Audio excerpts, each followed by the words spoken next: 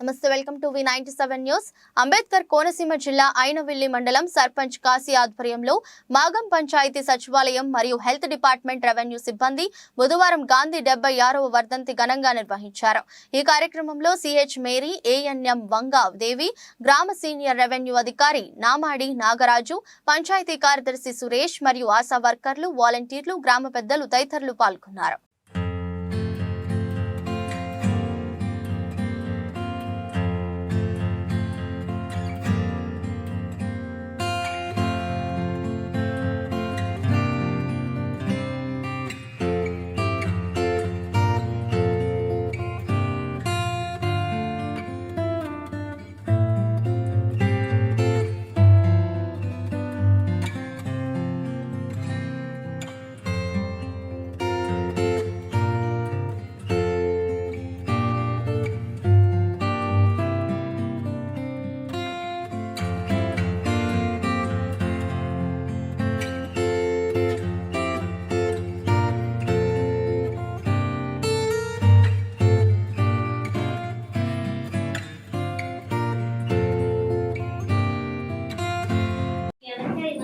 చర్మంపై స్పర్శలేని మచ్చలు ఉన్న, చెవుల మీద ముఖం మీద కణితలు ఉన్న, కాళ్ళు చేతులపై స్పర్శ తగ్గిన, కనురెప్పలు కనుబొమ్మల వెంట్రుకలు రాలిన కుష్ఠవ్యాధి లక్షణాలని తెలియజేసి వాళ్ళ కుటుంబ సభ్యులకు ఉన్న, ఇరుగు పొరుగు వారికి ఉన్న వారిని గమనించి ప్రభుత్వ ఆసుపత్రిలో పరీక్ష చేయుటకు ఎండిటి మందులు అందించడానికి సహకరిస్తానని ప్రతిజ్ఞ చేస్తున్నాను.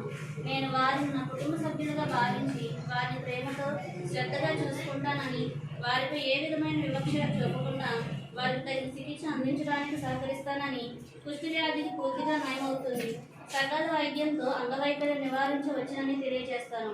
వ్యాధిగ్రస్తుల పట్ల ఏ విధమైన వివక్ష చూపనని ప్రతిజ్ఞ చేస్తున్నాను. మనం కలిసికట్టుగా పనిచేసి మహాత్మా గాంధీ గారుకున్న కలలను సాకారం చేస్తూ భవిష్యత్తులో కుష్ఠరహిత గ్రామంగా, తద్వారా రాష్ట్రం మరియు కుష్ఠరహిత దేశంగా చేయటకు నా వంతు కృషి చేస్తానని ప్రతిజ్ఞ చేస్తున్నాను. ఈరోజు మహాత్మా గాంధీ 70వ వర్ధంతి.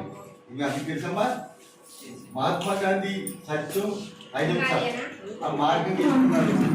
అలాగే చాలా భారతదేశానికి స్వతంత్ర నాడు కూడా ఆయన ఒట్టు త్యాగం చేశారు. అందుకే ఈరోజు మహాత్మా గాంధీ వర్ధంతి జరుపుకున్న మనంతా నివాళులు అర్పించుకుంటున్నాం. దాని గురించి మన అర్ధరెడ్డి గారి కూడా 2 మాటలు చెప్తారు మహాత్మా గాంధీ గురించి. ముందుగా ఈ కార్యక్రమం వచ్చినందుకు అప్పటికే కూడా ప్రత్యేకమైన ఉంటుంది. ఎందుకంటే మహాత్మా గాంధీ గారు అంటే అతని గురించి చెప్పాలంటే కూడా ఎంత చెప్పినా కూడా చాలా తక్కువే. ఎందుకంటే అతను ఒక మహోన్నతమైన వ్యక్తి. ఎందుకంటే ఆయన మనకి భారతదేశానికి స్వతంత్రం కోసం అనేక ఉద్యమాలు చేశారు. ఇక్కడే కాదు, ఎందుకంటే ప్రపంచవ్యాప్తంగా కూడా మహాత్మా గాంధీ గారికి ఒక ప్రత్యేకమైన ఒక పేరు ప్రతిష్టలు ఉన్నాయి. ఎందుకంటే మనం ప్రపంచం నలుమూల ఇటువైపుకి వెళ్ళాం కానీ ఈవెన్ ఆఫ్రికన్ కంట్రీస్ సైడ్లో కూడా ఆ మహాత్మా గాంధీ యొక్క విగ్రహాలు కానీ అతని యొక్క ప్రతిష్టలు కానీ మనకి ఎప్పుడు తెలియజేస్తుంది. అంటే భారతీయ యొక్క గొప్పతనాన్ని ప్రపంచవ్యాప్తంగా చెప్పాలంటే మనకి ఇలాంటి గొప్ప నాయకులు మనకు కాదని. సో ఈరోజు ఏంటంటే ఆయన వర్ధంతి ఏంటంటే 1948 జనవరి 31 చనిపోయారు. ఆయన పుట్టింది ఏంటంటే 1869 అక్టోబర్ 2. సో ఆయన స్వతంత్రం కోసం అనేక ఉద్యమాల్లో మనకి ముఖ్యంగా ఏంటంటే ఆయన దక్షిణాఫ్రికాలో చేసిన ఉద్యమాల్లో కూడా ఆయనకి అక్కడ ప్రత్యేకమైన ఇవి ఉన్నాయి. దాంతోపాటు మన భారతదేశం 1950 ఆయన జనవరి 9 తారీఖు రావడంతో మనం ప్రతి సంవత్సరం కూడా జనవరి 9 తారీఖు ప్రవాస భారతీయుల దినోత్సవం కూడా చేసుకుంటాం.